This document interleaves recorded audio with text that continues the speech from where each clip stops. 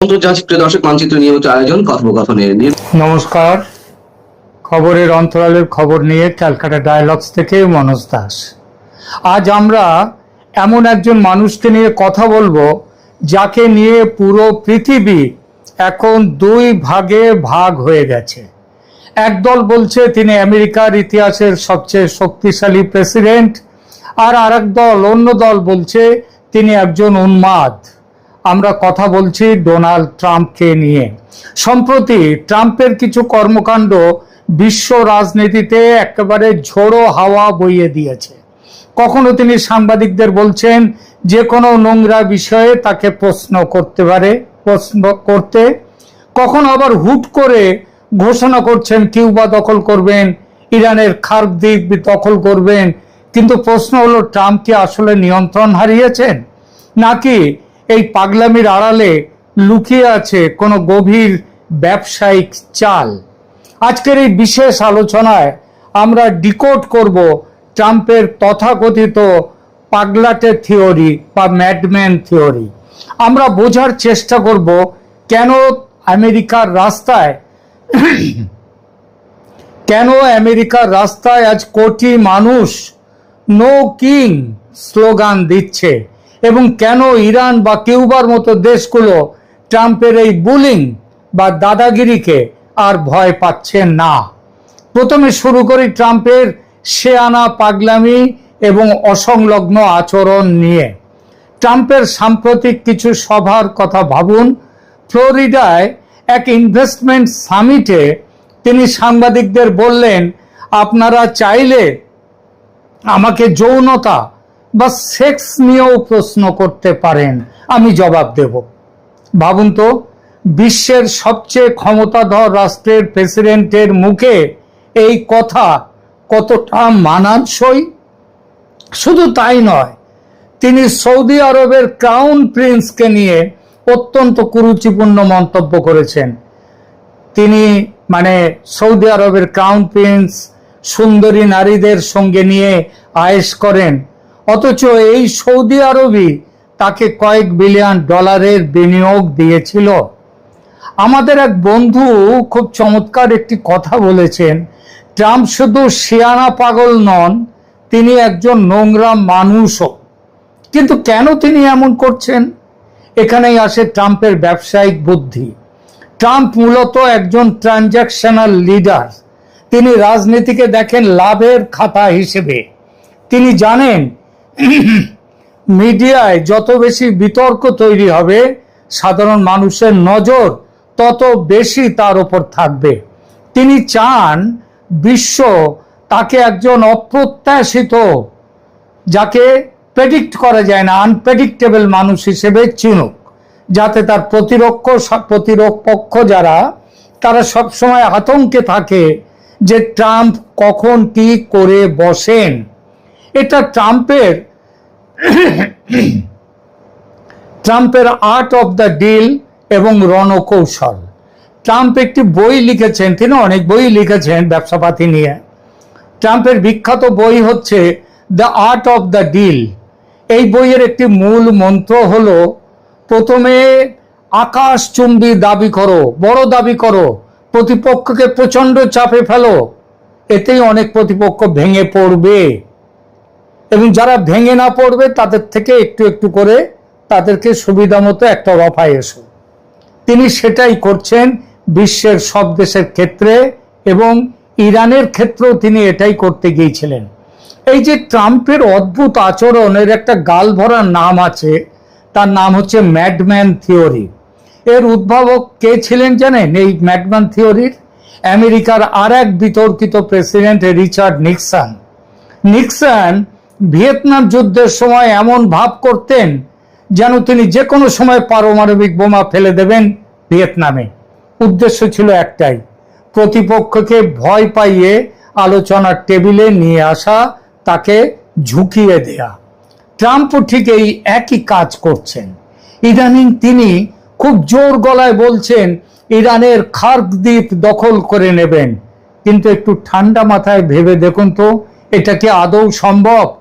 খার্ক দ্বীপ হলো ইরানের অর্থনীতির প্রাণকেন্দ্র, যেখান থেকে তাদের 90 থেকে 94% তেল রপ্তানি হয়। এই মাসে, গত মাসেই ট্রাম্প নয়, ইরানের এই খার্ক থেকে 94% তেল রপ্তানি হয়েছে। ট্রাম্প যদি সত্যি সেখানে হামলা করেন বা দখল করতে যান, তবে অন্য কথা ছেড়ে দিন, ইরান কি করবে? বিশ্ব বাজারে তেলের দাম এক লাফে $150 থেকে $200 পৌঁছে যাবে। আর আমেরিকায় তেলের দাম বাড়া মানেই হলো সাধারণ মানুষের ক্ষোভ এবং মুদ্রাস্ফীতি। সবচেয়ে বড় কথাটা কি জানেন? দখল করা আর দখল রাখার মধ্যে আসমান জমিন ফারাক। ট্রাম্প সৈন্য নামিয়ে বোমা ফেলে দখল করলেন খার্ক, কিন্তু দখল রাখবেন কিভাবে?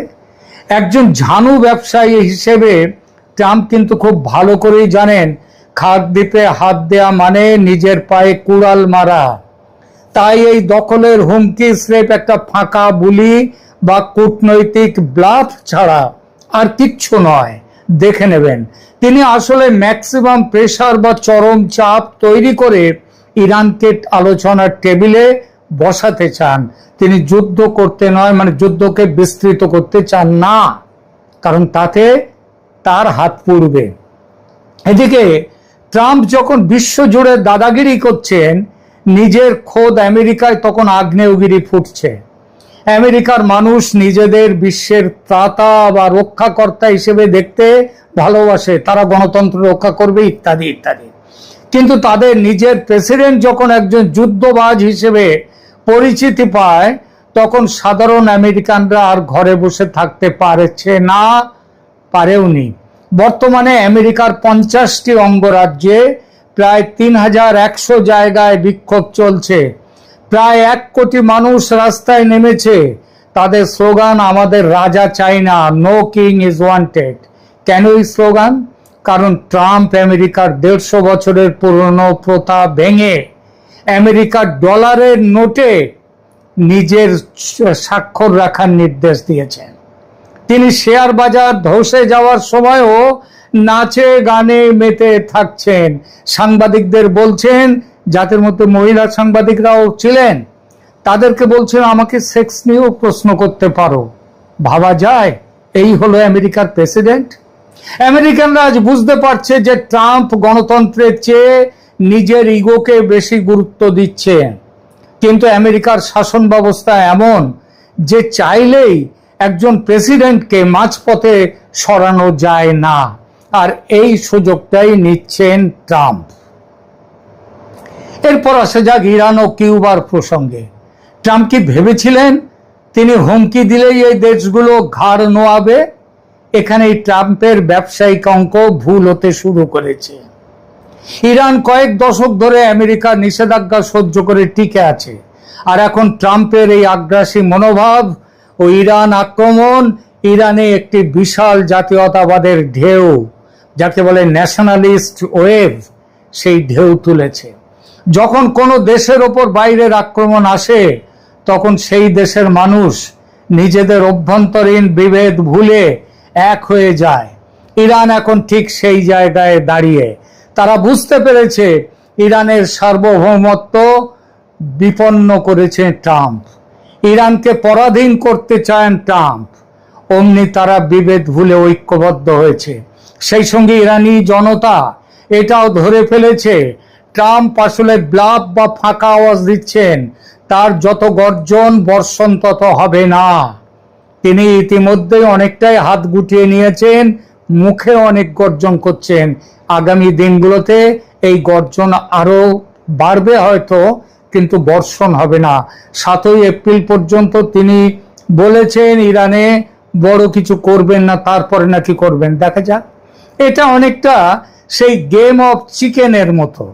দুই পক্ষই একে অপরের দিকে দ্রুত গতিতে ধেয়ে আসছে।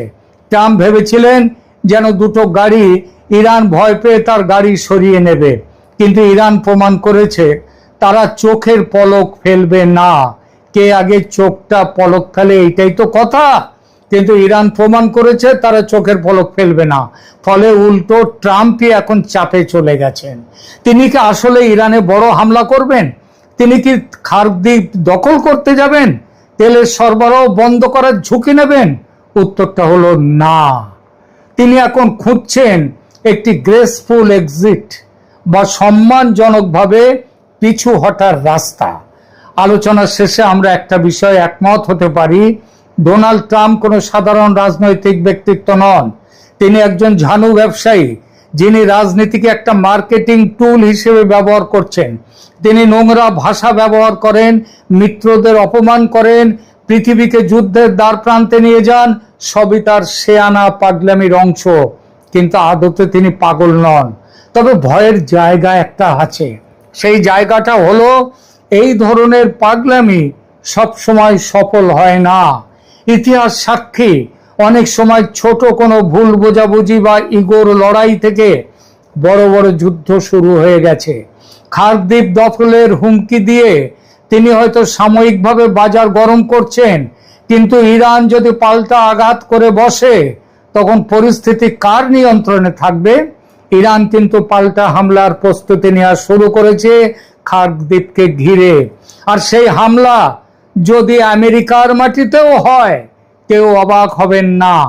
ইরানের হাতে পারমাণবিক বোমা নেই হয়তো বলছি, কারণ বিশ্ব এখনো স্পষ্ট পরিষ্কার সংকেত পায়নি যে তাদের হাতে পারমাণবিক বোমা আছে কিনা।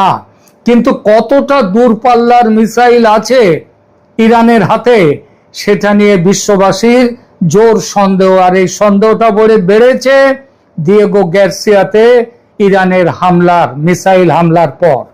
টেক্সাসের তৈল শোধনাগারে বিশাল বিস্ফোরণে ইরানের হাত আছে, এমন সন্দেহ খোদ আমেরিকায় এবং নিউ ইয়র্কে, যার জন্য সতর্কতা পর্যন্ত জারি হয়ে গেছে।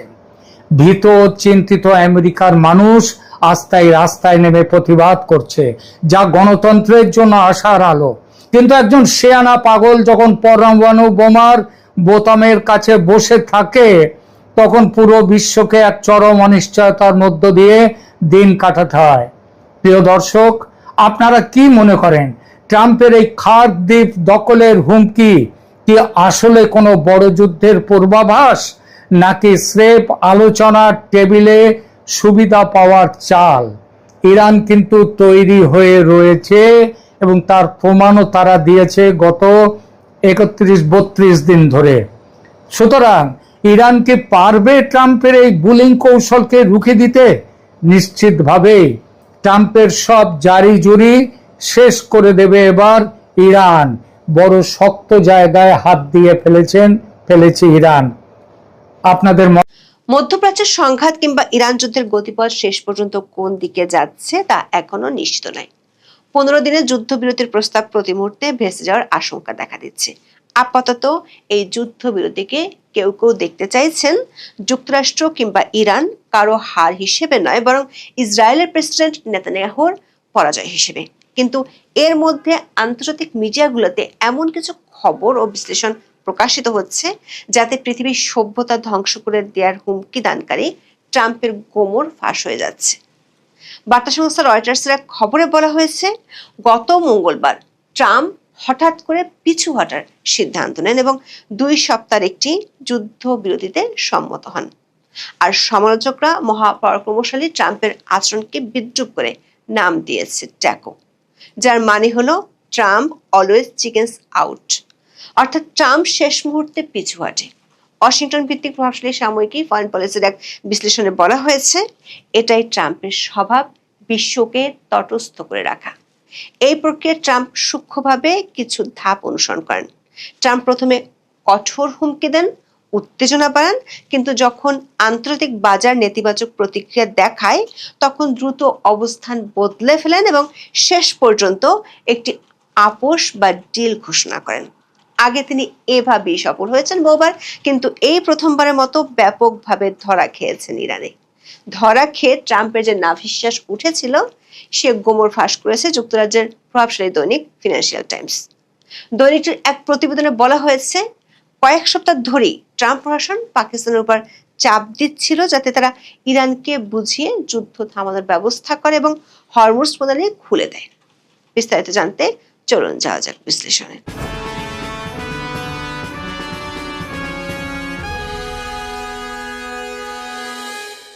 মার্কিন প্রেসিডেন্ট ডোনাল্ড ট্রাম্প একদিকে ইরানকে ধ্বংস করার হুমকি দিচ্ছিলেন এবং অন্যদিকে দাবি করছিলেন তেহরান নিজেই বাঁচার জন্য শান্তি চুক্তি ভিক্ষা চাচ্ছে। কিন্তু রিয়েলিটি হলো পর্দার আড়ালে ট্রাম্প নিজেই একটি সাময়িক যুদ্ধবিরতির জন্য উঠে পড়ে লেগেছিল। এমন খবর প্রকাশ করেছে যুক্তরাজ্যের প্রভাবশালী দৈনিক ফিনান্সিয়াল টাইমস। ট্রাম্পের ধারণা, পাকিস্তান একটি মুসলিম দেশ এবং প্রতিবেশী হওয়ার কারণে তাদের মাধ্যমে প্রস্তাব পাঠালে ইরান সেটা সহজে মেনে নেবে। নিয়োগ করেন পাকিস্তানের সেনাপ্রধান জেনারেল আসিম মুনিরকে। গত মঙ্গলবার রাতে 2 সপ্তাহের এই যুদ্ধবিরতির ঘোষণা আসে। মজার ব্যাপার হলো, এই ঘোষণার কয়েক ঘন্টা আগে ট্রাম্প হুমকি দিয়েছিলেন তার কথা না শুনলে তিনি ইরানের পুরো সভ্যতা ধূলিসাৎ করে দিবেন। মঙ্গলবার যখন ট্রাম্পের দেওয়া সময়সীমা শেষ হতে যাচ্ছিল, তখন পাকিস্তানের সেনাপ্রধান আসিম মুনির মার্কিন ভাইস প্রেসিডেন্ট জেডি ভান্স সহ শীর্ষ কর্মকর্তাদের সঙ্গে বারবার ফোনে কথা বলেন। এরপর তিনি ইরানের পররাষ্ট্রমন্ত্রীর সঙ্গে কথা বলে 2 সপ্তাহের প্রস্তাবটি চূড়ান্ত করেন। পাকিস্তানের প্রধানমন্ত্রী শাহবাজ শরীফ সামাজিক যোগাযোগ মাধ্যম এক্সে এই ঘোষণা দেন। সেখানে তিনি দাবি করেন এটি পাকিস্তানের নিজস্ব উদ্যোগ, কিন্তু তার পোস্টে ভুল করে খসড়া কথাটি থেকে গিয়েছিল। ফিনান্সিয়াল টাইমসের খবরে বলা হয়েছে, তাড়াহুড়ো করে পাকিস্তানের প্রধানমন্ত্রী যুক্তরাষ্ট্রের পাঠানো খসড়া বিবৃতি পোস্ট করে দিয়েছিলেন, আর তাতে ফাঁস হয়ে যায় কোমর। আসলে জ্বালানি তেলের দাম হু হু করে বেড়ে যাওয়ায় ট্রাম্প বেশ দুশ্চিন্তায় ছিলেন।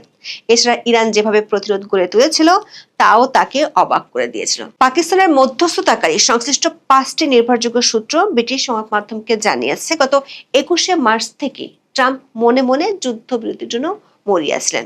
বার্তা সংস্থা রয়টার্স বলছে, ইরানের সভ্যতা নিশ্চিহ্ন করে দেওয়ার মতো ভয়াবহ হুমকি থেকে নাটকীয়ভাবে সরে আসার এই যে ধরন, এটা মার্কিন প্রেসিডেন্ট ডোনাল্ড ট্রাম্পের চিরচেনা অনিশ্চিত কূটনৈতিক কৌশলের সীমাবদ্ধতা এবং ঝুঁকিগুলোকে আবারও সামনে এনেছে। আবার একে ট্রাম্প বলছেন তিনি জিতে গেছেন। ওয়াশিংটন ভিত্তিক প্রভাবশালী সাময়িকী ফরেন পলিসির কলামিস্ট মিশেল হিরেসের বিশ্লেষণ অনুযায়ী এই যে ট্রাম্পের আচরণ, সেটা নতুন কিছু নয়, বরং এটাই তার কৌশল। তিনি বলছেন, বাস্তবে ট্রাম্পের সবচেয়ে বড় সীমাবদ্ধতা কোনো রাষ্ট্র বা সামরিক শক্তি নয়, বরং বৈশ্বিক আর্থিক বাজার। বিশেষ করে ইরানকে ঘিরে সাম্প্রতিক যুদ্ধ পরিস্থিতি এই বাস্তবতাকে নতুন করে সামনে নিয়ে এসেছে। প্রথমে ডোনাল্ড ট্রাম্প নিজেকে দীর্ঘদিন ধরেই এক অপ্রতিরোধ্য শক্তির প্রতীক হিসেবে উপস্থাপন করে আসছেন, যেন আন্তর্জাতিক আইন, মিত্র দেশ কিংবা কূটনৈতিক সীমাবদ্ধতা তার সিদ্ধান্তকে আটকে রাখতে পারে না। কিন্তু ট্রাম্পের আগ্রাসী রাজনৈতিক ও সামরিক অবস্থান প্রায় আন্তর্জাতিক বাজারের প্রতিক্রিয়ার মুখে ভেঙে পড়ে। ইরানের বিরুদ্ধে যুদ্ধ শুরুর পর যখন তেলের দাম বাড়তে শুরু করে এবং হরমুজ প্রণালী বন্ধ হয়ে যাওয়ার ফলে বৈশ্বিক জ্বালানি সরবরাহে সংকট তৈরি হয়, তখনই বাজারে অস্থিরতা দেখা দেয়। এই অস্থিরতা ট্রাম্প প্রশাসনের উপর চাপ সৃষ্টি করে এবং শেষ পর্যন্ত তাকে যুদ্ধ থেকে সরে আসার দিকে ঠেলে দেয়। বিশ্লেষকদের মতে এটি কোনো বিচ্ছিন্ন ঘটনা নয়, বরং ট্রাম্পের রাজনৈতিক আচরণের একটি পুনরাবৃত্ত ধারা। এই প্যাটার্নকে সমালোচকরা নাম দিয়েছে ট্যাকো ট্রেড, যার পূর্ণ রূপ হলো ট্রাম্প অলওয়েজ চিকেন্স আউট। মানে ফান্দে পড়িয়া বগা কান্দার মতো যখন অবস্থা হয় তখন ট্রাম্প সরে আসে। ট্রাম্প প্রথমে কঠোর হুমকি দেন, উত্তেজনা বাড়ান, কিন্তু যখন আন্তর্জাতিক বাজারে নেতিবাচক প্রতিক্রিয়া দেখায় তখন দ্রুত অবস্থান পরিবর্তন করেন এবং শেষ পর্যন্ত একটি আপোষ বা ডিল ঘোষণা করেন। ইরান যুদ্ধের ক্ষেত্রেও একই চিত্র দেখা গেছে। শুরুতে তিনি ইরানের সভ্যতা ধ্বংস করার মতো চরম হুমকি দেন, কিন্তু পরে পরিস্থিতি পাল্টে যায়। তিনি যুদ্ধবিরতির দিকে এগিয়ে যান এবং এমনকি পুনর্গঠনের কথাও বলতে থাকেন। এখানে গুরুত্বপূর্ণ বিষয় হলো ট্রাম্পের ব্যক্তিগত মানসিকতা ও রাজনৈতিক দর্শন। তিনি নিজেকে একজন ব্যবসায়ী হিসেবে দেখেন, যার কাছে অর্থনৈতিক সূচক যেমন জাও জোন্স ইন্ডাস্ট্রিয়াল অ্যাভারেজ বা S&P 500 তার সাফল্যের প্রধান মাপকাঠি। ফলে বাজারের পতন তিনি শুধু অর্থনৈতিক সংকেত হিসেবে নয়, ব্যক্তিগত ব্যর্থতা হিসেবে দেখেন। এই মনস্তাত্ত্বিক দিকটি তার সিদ্ধান্ত গ্রহণে বড় ভূমিকা রাখে। বিশ্লেষকরা মনে করেন ইরান যুদ্ধের প্রেক্ষাপটে এই বিষয়টি আরো স্পষ্ট হয়। যুদ্ধের ফলে তেলের দাম বেড়ে যায়, গ্যাসোলিনের মূল্য বাড়ে এবং বৈশ্বিক বাজারে অস্থিরতা তৈরি হয়। প্রতিদিন বাজার পড়ে যাওয়ার সঙ্গে সঙ্গে ট্রাম্পের অবস্থান নরম হতে থাকে। আবার যখন তিনি যুদ্ধ শেষ করার ইঙ্গিত দেন, বাজারে সাময়িক উত্থান দেখা যায়। এই পারস্পরিক সম্পর্ক প্রমাণ করে যে বাজার ট্রাম্পের নীতিকে সরাসরি প্রভাবিত করছে। শুধু ইরান নয়, গ্রিনল্যান্ড ইস্যুতেও ট্রাম্প একই ঘটনা ঘটিয়েছিলেন। যখন ট্রাম্প গ্রিনল্যান্ড দখলের হুমকি দেন, তখন বাজারে ব্যাপক পতন ঘটে। পরে তিনি দ্রুত অবস্থান বদলান এবং একটি অস্পষ্ট চুক্তির কথা বলেন। টাকর শব্দটি প্রায় 1 বছর আগে জনপ্রিয় হয়, যখন মাত্র 4 দিনে মার্কিন শেয়ার বাজারে $6.5 ট্রিলিয়ন ক্ষতি হওয়ার পর ট্রাম্প তার উচ্চ শুল্ক আরোপের সিদ্ধান্ত থেকে সরে আসেন। কয়েক সপ্তাহ পর চীনের ক্ষেত্রেও একই ঘটনা ঘটেছিল। দুই ক্ষেত্রেই সিদ্ধান্ত পরিবর্তনের পর শেয়ার বাজার স্বাভাবিক হয়। এই ঘটনা প্রমাণ করে যে বাজারের চাপ তার আগ্রাসী নীতিকে সীমিত করে দেয়। কিন্তু ইরানে এসে মরুভূমির চোরা বালিতে আটকে গিয়েছেন ট্রাম্প। ইরান একটি কৌশলগত সুবিধা অর্জন করেছে। সেটি হলো, ইরান সরাসরি সামরিকভাবে ট্রাম্পকে পরাজিত না করলেও তারা এমন একটি পরিস্থিতি তৈরি করতে পেরেছে যেখানে বাজারের প্রতিক্রিয়া ট্রাম্পকে পিছু হটতে বাধ্য করেছে। বিশেষ করে হরমুজ প্রণালী বন্ধ করে দিয়ে তারা বৈশ্বিক জ্বালানি বাজারে যে ধাক্কা দিয়েছে তা ট্রাম্প প্রশ্নের জন্য বড় চ্যালেঞ্জ হয়ে দাঁড়ায়। বিশ্লেষকদের মতে ট্রাম্প ইরানকে অন্য দেশগুলোর মতো খুব সহজ মনে করেছিলেন, কিন্তু বাস্তব পরিস্থিতি অতটাও সরল নাই। ইরান সামরিকভাবে দুর্বল হলেও এখন আরো কঠোর নেতৃত্বের অধীনে রয়েছে। তাদের কাছে গুরুত্বপূর্ণ তেলবাহী জলপথের উপর নিয়ন্ত্রণ রয়েছে এবং মাটির নিচে সমৃদ্ধ ইউরেনিয়ামের মজুদ আছে।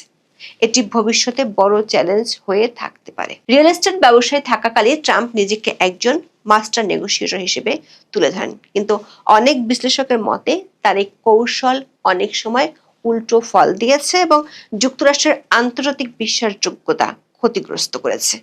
ওয়াশিংটনের think tank centre for strategic and international স্ট্র্যাটেজির জন অল্টারম্যান বলেছেন, ট্রাম্প নিজের অতিরঞ্জিত বক্তব্যের ফাঁদে পড়ে গিয়েছিলেন। তার পক্ষে ইরানের সভ্যতা ধ্বংস করা সম্ভব ছিল না, আর এমন হুমকির ইঙ্গিত দেওয়াও বিপজ্জনক। ট্রাম্পের এই কৌশলের আরেকটি বড় ঝুঁকি হলো, চীন ও রাশিয়ার মতো প্রতিপক্ষ দেশগুলো এখন তার এই আচরণের ধরন বুঝে ফেলেছে। হোয়াইট হাউসের সাথে যোগাযোগ রাখা এক রিপাবলিকান আইন প্রণেতা রয়টার্সকে বলেন, ট্রাম্পের চমক দেওয়ার ক্ষমতা ধীরে ধীরে কমে আসছে। তবে হোয়াইট হাউসের প্রেস সেক্রেটারি ক্যারোলিন লেভিট ট্রাম্পের পিছু হটার অভিযোগ অস্বীকার করেছেন। তার মতে এই ধরনের বক্তব্য ছিল ট্রাম্পের কঠোর দর কষাকষির কৌশলের অংশ। তবে শঙ্কার কথা হলো, ইসরায়েল ট্রাম্পের কথা পুরোপুরি শুনছে না। লেবাননে হামলা চালিয়ে যাচ্ছে, আর তাতে চটেছে ইরান। যে হরমুজ প্রণালী খোলার জন্য ট্রাম্পের নতি স্বীকার, সেই প্রণালীর মুখ এখনো খুলে দেয়নি ইরান। ট্রাম্পকে আর তার মিত্র ইসরায়েলকে ইরানের শর্তগুলো অক্ষরে অক্ষরে মানতে হবে, তবেই ইরান খুলে দেবে হরমুজ প্রণালী। কিন্তু সে আশা বিশ্ব মোড়লরা পুরোপুরি করতে পারছেন না, কারণ ইসরায়েলের যেমন কোনো বিশ্বাস নেই, তেমনি ট্রাম্পের মুডেরও কোনো গ্যারান্টি নেই। পশ্চিমের ওয়েদারের মতোই নেতানিয়াহু আর ট্রাম্প হঠাৎ ঘুরে গেলে পাল্টে যেতে পারে।